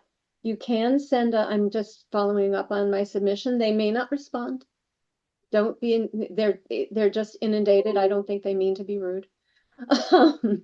And keep it going until you get an offer. And if you get an offer and you're on submission with some pages, not just a query, but like they ask for a partial, they ask for a full, then you say, you know, I just got an offer from so and so. Are you still interested in it? And if you're lucky, you can play them off each other. And I'm saying if you're lucky with a big, big L. Okay. Does that make sense? Okay. Here. Is a partial the same as a second glance? What do you mean by a second glance? I don't know what that means. Malia, speak. Hello. Hi. So I had submitted to an agent and it wasn't for them, but they said to resubmit to Okay. the agency for a second glance, and I had no idea what to do with that. Michelle's in the middle of getting people into things. I don't know. Has anyone else heard of second glance? I think that sounds like a revise and resubmit, but they didn't give you any specific things. Mm-mm. No They shame. said that you can resubmit for a second glance to the entire agency. So I that Oh, means. okay. Did you submit to a particular agent? Mm-hmm. That's what it means. It means that it's not right for that agent, but you can submit to another agent in the Another one. agency. Okay. Yeah, thank you, Joanne. That's a different term that I've not heard before. I've never heard that one either. Yeah, but hey, I mean, it is true. And you know, you would think it's an agency, they speak to one another that, oh, it's not right for me, but I know my friend will like it. Mm. They don't always do that. Some very small, very hands-on agencies might, but most of the time they're like, nope. And then you're left trying to go out again with another. Yeah. Anyway. Let's see. What else can I ask? Yes, Aditya. Hi. I had a case where an agent was interested in my story, Mm-hmm. but they wrote back saying, it's not as edited as we want it to be. So we have an editorial agency and we'll charge you around $3,500. And even after you go through with our editing agency, there's no guarantee of representation. So I Oh, just dropped it. I'm like, no, that does not sound right to me. So just good. wondering if anyone else has seen something like that. Oh, yeah. There's a lot of that going on right now. I'm not I don't know which agency. Do not tell me. I don't want to know, Yeah. but I would say that sounds really fishy. And there's a lot of people out there who are scamming authors every day. There's a great website called Writers Beware. Sign up for their newsletter, and they'll tell you the latest scams. And there's also, if you belong to the Authors Guild, every day I get, I mean, I get so much chatter from the Authors Guild, but people will tell you about the latest scams trying to, you know, invite you to their book club to talk about your book if you only spend $350 Oh, to it. That's please going on. That's for those of us who are blessed to have a book have out, books. It But doesn't no. stop. And it's the most beautifully written AI copy complimenting you. It's very distressing. Yes, they like, they know what your book's about because they're using AI. But no, I would say if the agency is asking you to pay them for any service and you're not signed, no. Even if you are signed, I'm not sure that a legitimate agent is going to charge you because in theory, their editing is going to eventually land both of you a contract and they're getting 15% of your contract. So it behooves them to do the work to deserve that 15%. Right. I'm glad you didn't fall for that. Thank God. Yeah. I actually went to I did some investigative work. I saw their address. I went to that address, like by chance, I was in New York at that time. So I went to that address and they're like, oh, they left 6 months ago. I'm like, okay, these guys are not legit. No, Wow. no, Wow. yeah, All right. yeah. Well, You do have to be very, very careful out there. And Writers Beware is a really great place to find out what is real and what is not. But yeah, I mean, as authors, we are so vulnerable to this type of scam, that you really do have to scrutinize everything like 3 times. yeah. I'm seeing Joanne's question about the Russian roulette of choosing the particular agent to send to when they only let you send to one person and then they reject it. And then you're like, well, I wasted my shot. I don't know. I would say if the miracle doesn't happen in a year, just send it again to the other agent. They're not going to remember.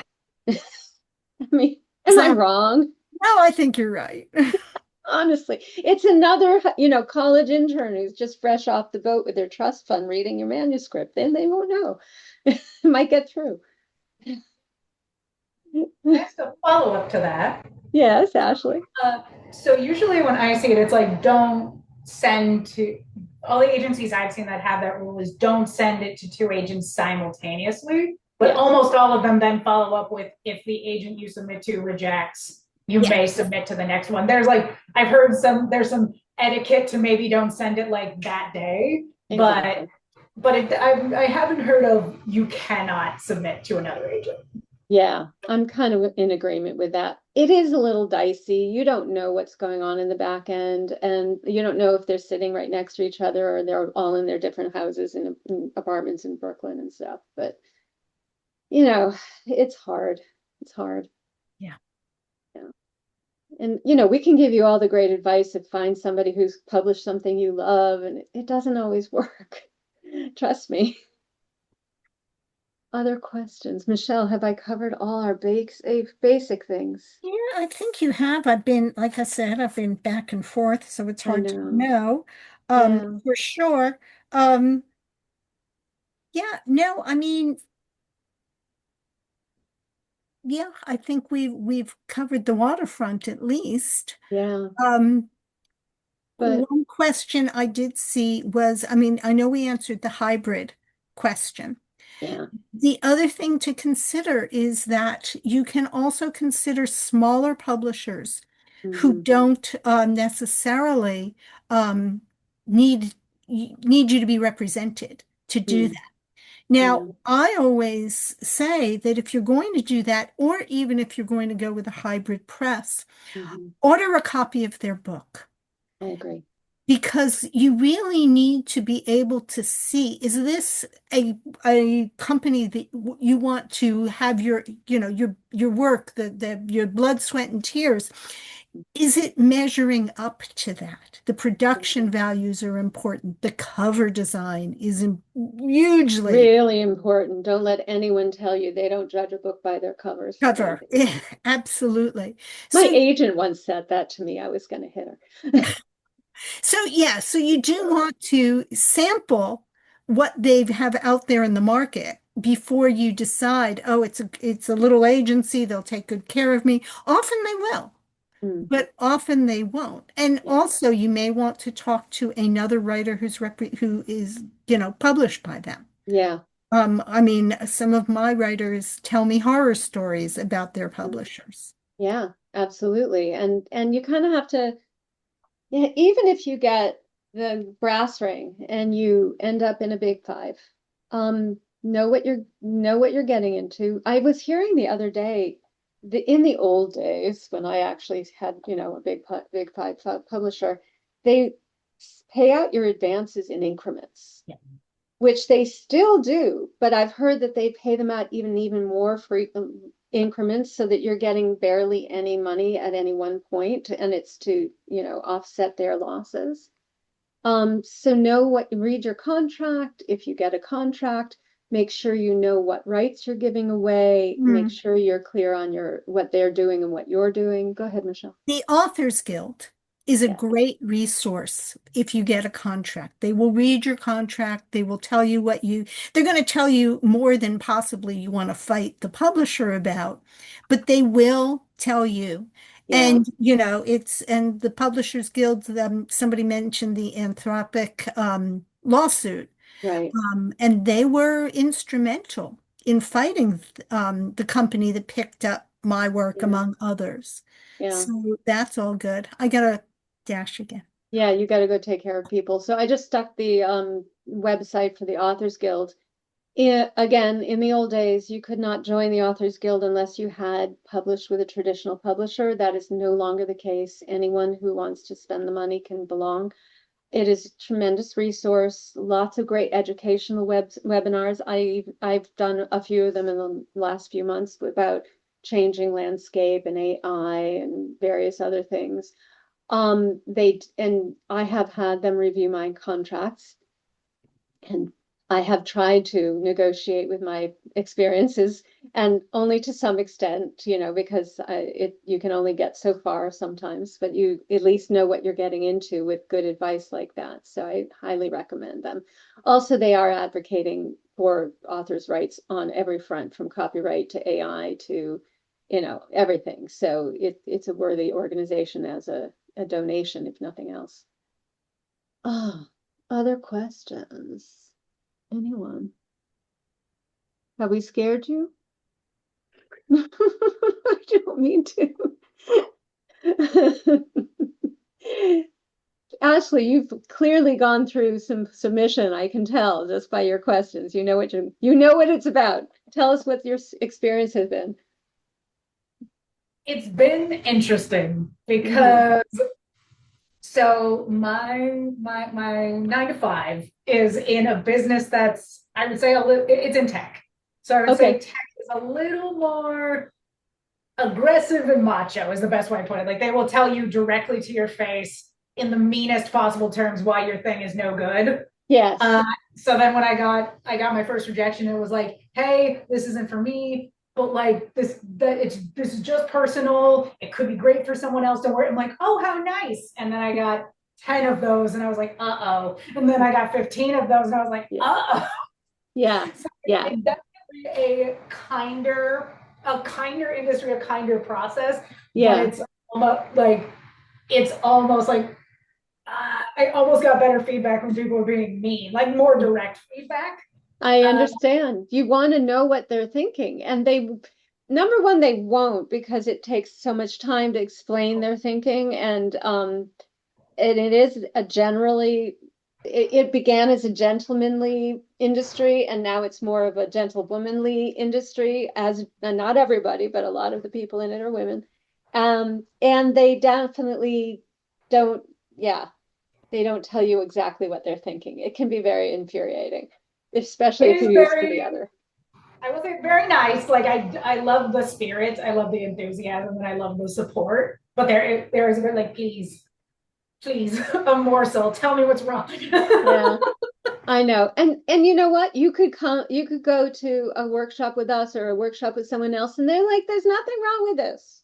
Or, I don't like this, but that's me, if I asked everybody on this call, what's your favorite novel?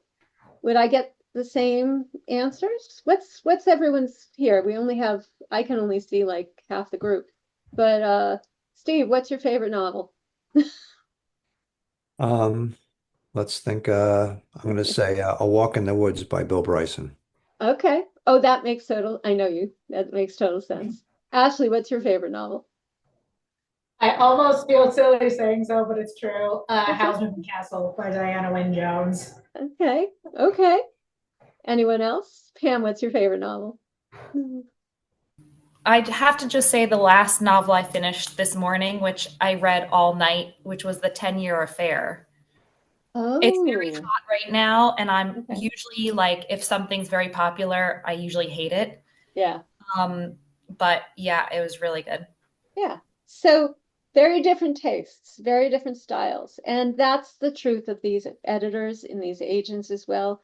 They also know they have their own networks. They don't know every single editor out there. And they have the people they've worked with before, like so when my first novel sold in such rapid succession, it was because my agent knew my editor's taste really well. And I didn't know that I'd written this perfectly slotted thing. And I guess I did. It was just happenstance. So never happened again. Hi, Diane. Hi. How'd it go? It was great. It was great. I wish I had more time with everybody. And it was wonderful. It was just wonderful. It was wonderful meeting everyone and hearing about the projects. And I hope you all just continue on the journey. And I know it's so much easier said than done, to not feel discouraged during it, but just like keep doing it. Everybody I spoke with today has such interesting stories that I think need to be told. And so, yeah. That's terrific. That's great. I'm glad. And I agree. I think this process, we put so much hope into publication, which we absolutely should. And we want our stories to be read and shared, and hopefully lots of people to read them. But also remember why you started writing in the first place. Yeah. Yeah. I know I might have shared this. I think I shared this sorry, this is my cat, Philip. He's hungry. He's very hungry. Um, but one of my dear friends and one of the authors I worked with at Simon and Schuster on her memoir called This Is How I Saved My Life. Her name is Amy Shear. She was pitching that memoir for 2 years. And I read that memoir in one night. I stayed up the entire night and I read it. And I was like, I have to publish this book. I have to work on it. Wow. And so sometimes it could be a long process, but that doesn't mean that your project isn't good.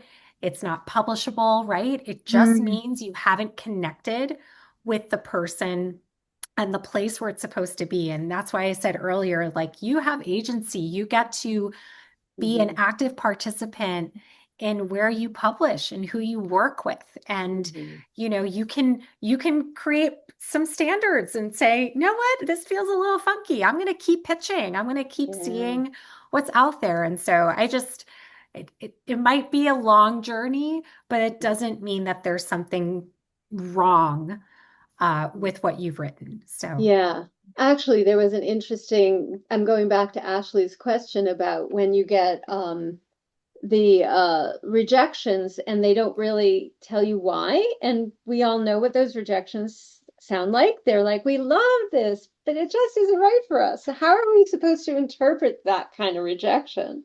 I mean, you don't, I think, is really what it comes down to. It's really, I think that there's probably a numerous reasons. It could just be that their lists are full. They don't have time to read through everything, which could be something that happens. But you always have a right to reply back and say, thank you so much. Would you be willing to share some more specific feedback about what particularly wasn't working, right? And that maybe they might come back and say, our lists are just too full, right? That's just kind of what it is. And but I think you have a right to sort of go back and ask. But it is challenging when the sort of kind of, what are they, like, the auto reply kind of feels to them. It sucks. It sucks. It's very, very hard. And so I would write back and see if they're willing to share more. And if they're not, just keep pitching. Just keep pitching. Again, people reject things for a lot of different reasons. And again, it doesn't mean that there's something wrong with the pitch. And what I would do is, if you do get specific feedback from an agent or even an editor on why something was passed on, I think it's a good thing to keep in your back pocket and keep pitching what you've already written, right? Keep pitching what you've already written. That's one opinion. It's just one opinion. It doesn't mean that they're right or wrong. If maybe after a year, 2 years, right? Maybe if you're still coming up against that, maybe revisit the feedback and see if it's something that you feel aligned around within your story, because you don't need to change something just because somebody is telling you to do it. You can still pursue the thing you want to write. again, there's a level of flexibility within publishing and working with an editor when you get into a publishing house, of course, I think, but you can pitch the project you want to pitch. Like you don't have to necessarily change it because of one specific, feedback, one thing of feedback you get. I think that's really empowering, actually, because, I think there's so many of us who just want the success and we're willing to bend ourselves into a pretzel to get it. And we have to, it's not necessarily to our own benefit sometimes. It's so true. I'm sorry, go ahead, Michelle. I'm sorry. I was just going to say, I mean, one of the things that you guys have said a lot about is authenticity. And when we start folding ourselves into pretzels to get the sale, that we lose that. Yeah. You do. And the thing again, right? This is a partnership. It's like if you're dating somebody, right? Like you want to make sure you're entering into the right partnership. You don't have to just take something to take it. If it's not feeling right, it's not feeling right. Keep pitching. There's so many publishers out there, and there are so many different ways to get your project published. And so I think it's important to kind of keep within what you want to write. If there's feedback that feels good and it's something that you can kind of get behind, sure. But you don't have to do that. And so, yeah, I don't envy writers. This is like a big process, a big journey. And it's a lot of work. I think that it's a lot of work. It's a lot of dedication. But just keep going if you can. It's worth it. Yeah. Great advice. Yeah. Yeah. I have positivity, honestly. Absolutely. Do you want to pull them back? There we are. Perfect. Everybody back at this. All right. Good. Hi, Mariana. I don't see Callie there, but I'm sure she's somewhere around. I'm sure she is. All right. Well, there. Hi. So I hope the pitching experience was a positive one for everyone. And those of you who pitched, my fingers are crossed for you. And if not this pitch, keep going. Keep yourself, keep believing in your work and your voice and your own creativity. And, I always go back to, why am I writing in the first place? I have something to say. I have something to share. And that you can do no matter whether someone publishes you or not. And the big hope is that you go beyond your own to an audience. Okay. With that last thought, should I do I have a screen. I'm going to screen share. So we have a few events coming up. We have many events coming up, actually. Do you see my Writer Circle events? We're good. Good. So we have, for those of you in the local area, we're doing a very special winter solstice candlelight write at the Nature Reading Bookstore in Madison, New Jersey, which is the cutest bookstore on the planet. And I have to thank Erin White, if you're still on the call, Erin, because this was her idea. We also have a bunch of retreats in the New Jersey area coming up in 2026, but our next virtual and business-related event is February 22nd, literary agent and author Kate McKean, how to write it through it. And if you don't know Kate McKean, you should definitely check out her Substack, Agents in Books. It's filled with some really valuable and candid advice, and I think she's going to be a terrific speaker. And along with all of that, we have our winter classes, which start on January 20th, and there's lots and lots of them, from beginning all the way to revising, which, sorry, I'm making you dizzy. Oh, novel continuum for people. Yes. And revising your manuscript. Thank you. That one's Michelle's. Yes. And Katie Barash. And Katie Barash, that's right.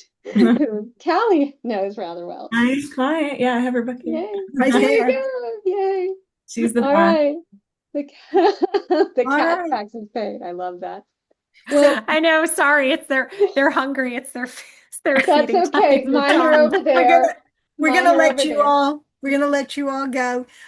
So thank you all for joining us. And thank you to Diana, Callie, and sorry, Marietta. Marietta, Marietta. Thank you for all of your wisdom. It was Yeah. a great session. It really was. I will be processing the video. I will get an email out to everybody so that you will have this. Please let us know how your literary journey is and know that we are cheering you on every day. All right. All right. Have a Thank great you. summer Thank you evening. so much. Bye. Bye. Great. Bye.